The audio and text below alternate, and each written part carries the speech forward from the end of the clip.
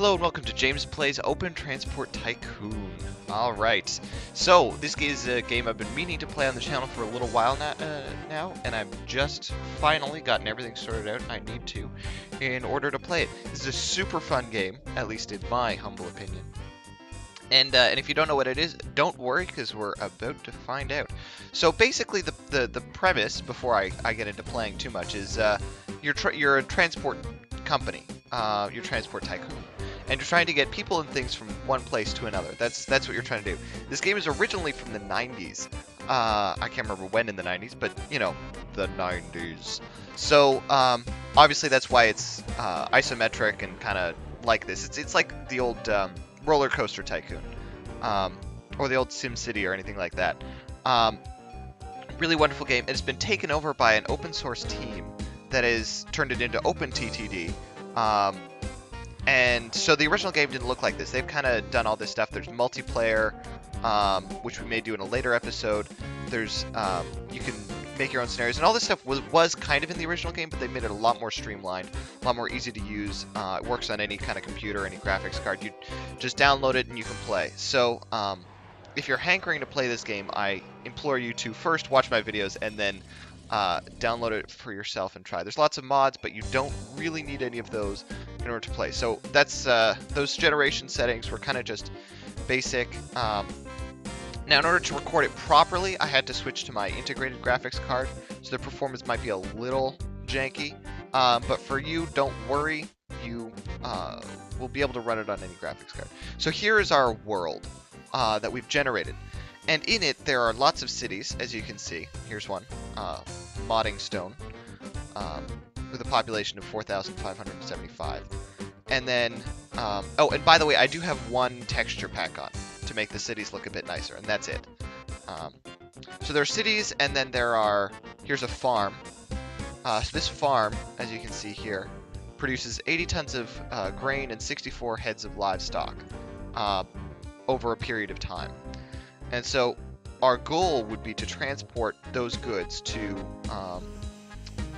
say, a factory or something where they would use those. There's also, here's a coal mine, an iron ore refinery. So if we find an iron mine, you know, a lumber mill. So you can connect industries to their respective factories and refineries and things. So see, here's a coal power plant. I love the music in this game too. And there's oh, that's an iron ore mine. You got a coal mine? I don't think so. So they're pretty far away, but we're going to start with something simple. We're going to set up a bus line from one city to another. So how about Pressburg Bay and Avonstock? So this is the most basic sort of thing you can do. We're just going to build a road in between them. And we're going to have our bus depot here. If you get the vanilla game, your buildings will look a little different, but they'll all be the same function. So the road depot allows us to... actually, I'm going to turn down this music a little bit. I love it, but... There we go. Also, it has a fully, like, built-in jukebox. There's like different playlists you can put on. Like, there's so much thought put into this game.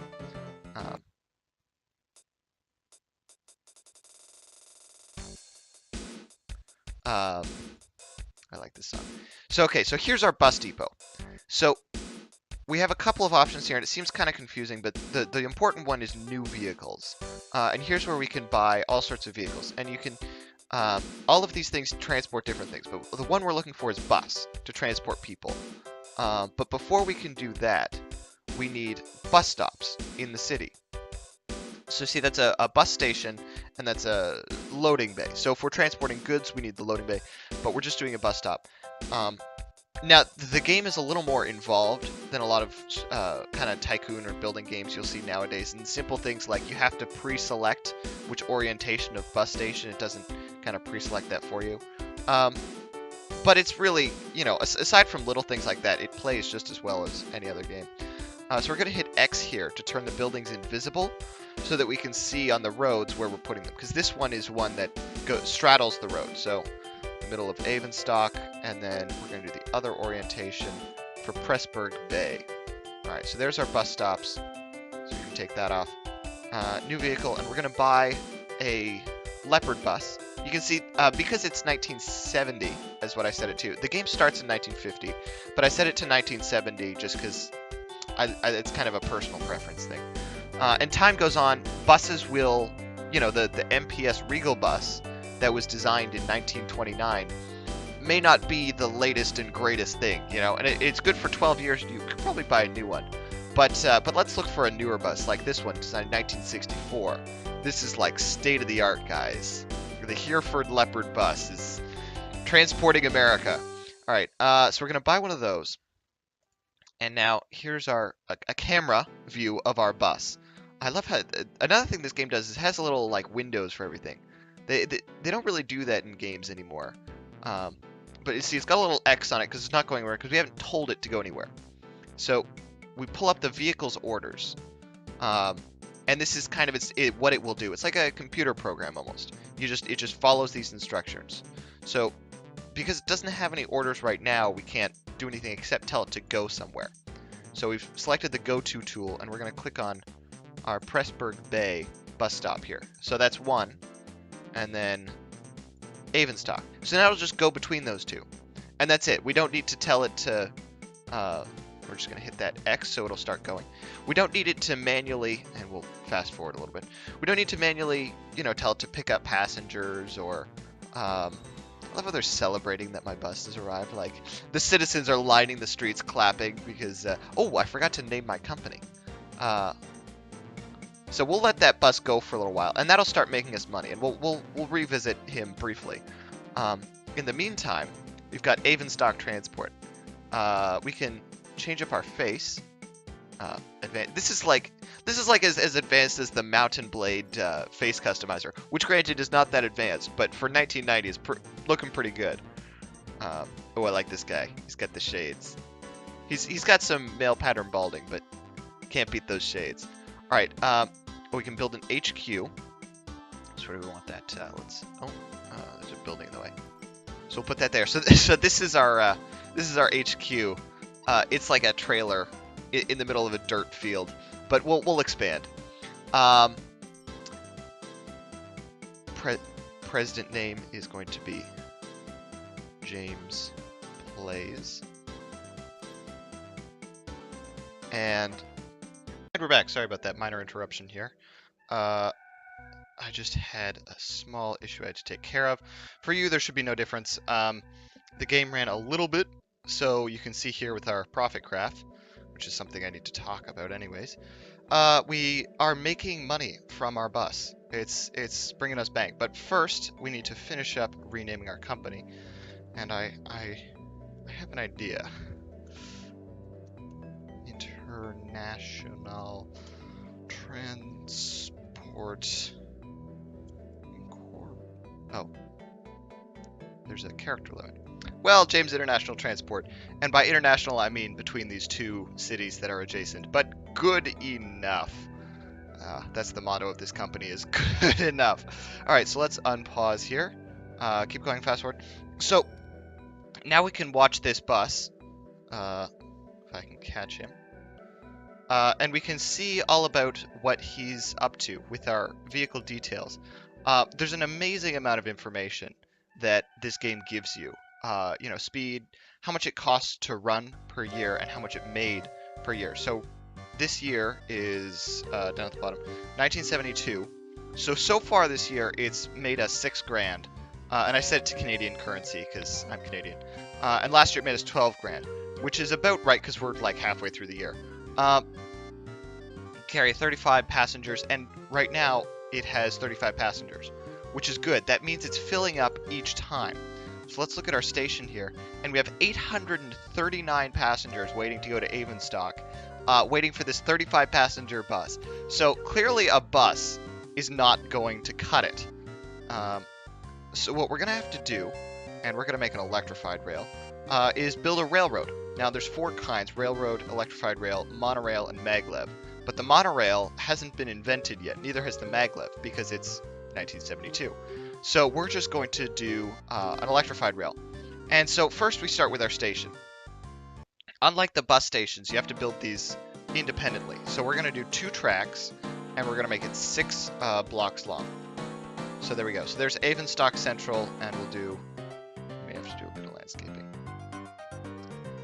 And yeah, let's see. I can put that right there. So these are the 2 closest railroad stations in the history of all time. But that's fine. So now we just build our rails between them. And you'll see why I'm doing this kind of double way in a second. Especially as we do a larger one shortly.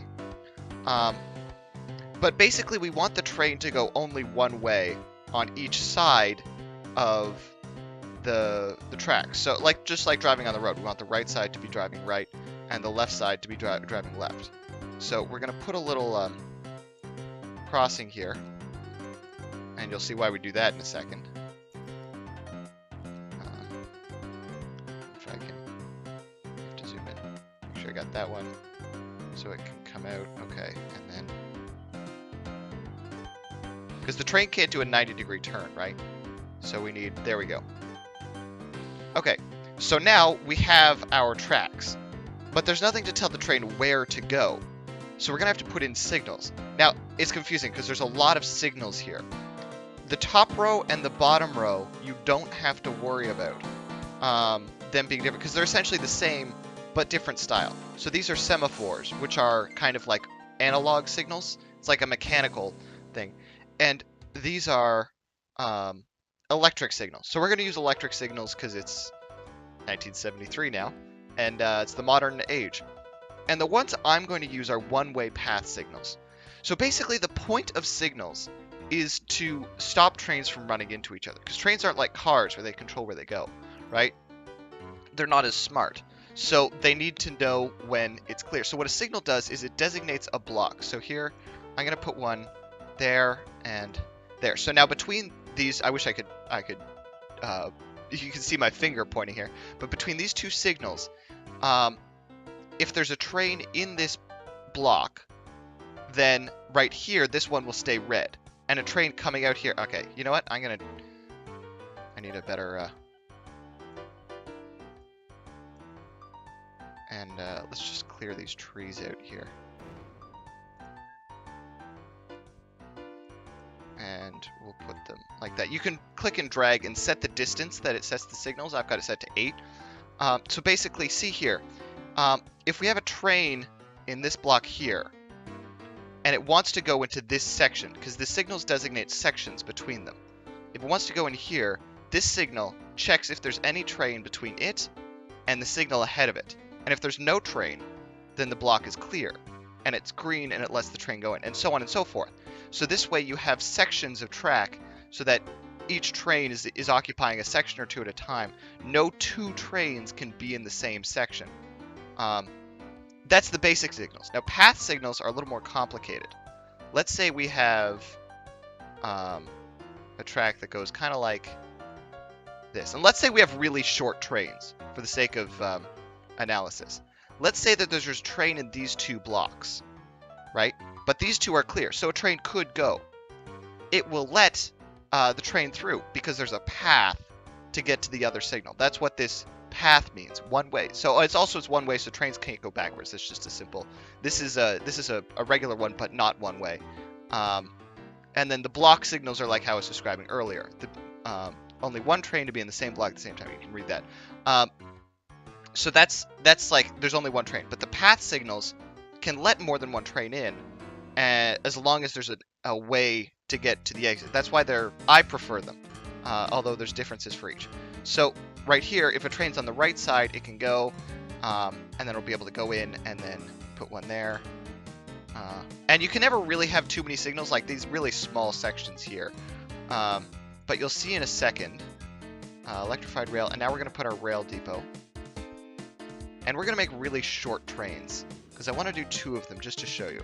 But now see, we have all sorts of trains, and we have to choose. We're going to go with the electric, the SH30. was this designed? 1965. Oh, wow, nice, brand new. And unlike the buses, we actually need to build the train. So we're going to put 2 passenger cars, and the cars are half a block. So see, like a block right here is 2 train cars. So we're going to put... you can also deliver mail between cities, but I don't think there's going to be enough of that. So we're just going to do that. So this is our train. Now, same as before, we designate, we use the little orders button. This is our orders button. And go to one train station, go to another. And it'll automatically load any passengers and unload any passengers that it needs. So if I had put these stations close together, they would be one station, but because they're not close enough, they're 2 different stations. So Avonstock and Avonstock Central. And then we have Presburg Bay and Presburg Bay Woods. It's actually pretty creative with the naming of the stuff. All right, so let's set that train to go and let's watch it. Actually, we can watch it here. So see, it's gonna go always on the right side, and they can kind of. It's a little cheaty that they can kind of just flip around in the stations. But slowly as that goes, people will learn about the kind of the stations. You can see the little percentages. I don't know if you can catch that. We're gonna slow it down a bit. So 34%, 46, 51. Now it's filled up 51% of capacity. It filled up like 26 last time. So each time it goes, it will fill up more. But I'm anticipating that this line will grow quite a bit. So we're just going to leave that there. So what I'm going to do is I'm going to make another train. But instead of having to redo all that, I can just hit clone train and click on that guy. And now we have train 2. You can name these, by the way. There's a function in here somewhere to rename them. But, and then I'm just going to set him to go.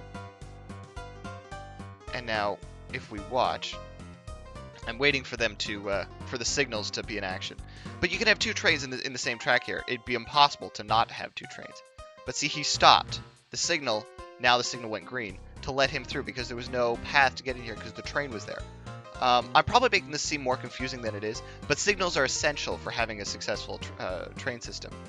Now, there's not as many passengers waiting at the train station as there is at Presburg Bay, 530. But maybe we can change this bus route a little. I'm going to build a new bus station, and this is going to be like an inner city bus station, right? So now Presburg, I just built one right there, right next to it, and Presburg Bay Woods now has a train and a bus depot. So we're going to set this guy. He's not going to go to Avonstock anymore. Well, this will be his last trip to Avonstock. He's going to go to Presburg Bay Woods. So now he's going to just go between Presburg Bay and Presburg Bay Woods, delivering passengers from here to here. And you could, these are pretty small cities, but you can get really big cities that have tens of thousands of people and just have an inner city bus network and make tons of money that way. I feel like vehicles like road vehicles are definitely the easiest method to do. And kind of min-maxing this game, I heard this expression somewhere, it's kind of like a sandbox game. And if you min-max it, like, you're scooping all the sand out of the sandbox and declaring yourself the winner, you know. There's not much point in doing that.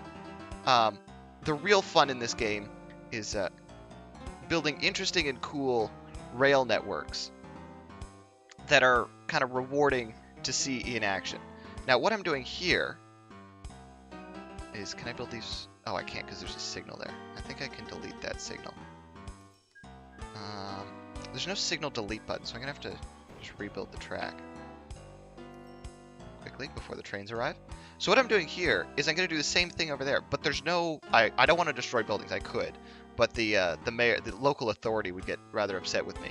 So I'm just going to build a railway crossing.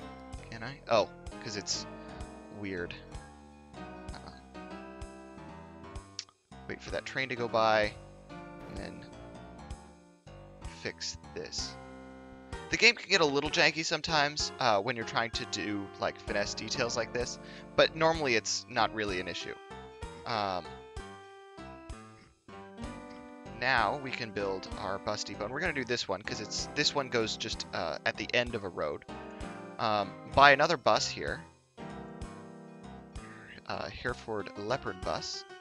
Oh, I don't have enough money. All right, let's put it on fast forward. Vehicle requires 12,000. So we've got this whole map here, and I've just done a tiny little part of it. But this is just kind of an intro to passenger delivery. In this first, I think for this series, it'll be a bit of a kind of tutorial thing. I'm not going to do one giant campaign because that can get a little dry. What we're going to do here is just wait till we have enough money to buy that bus. Because building this, even this, is quite expensive, and I had to build my little tutorial thing over here.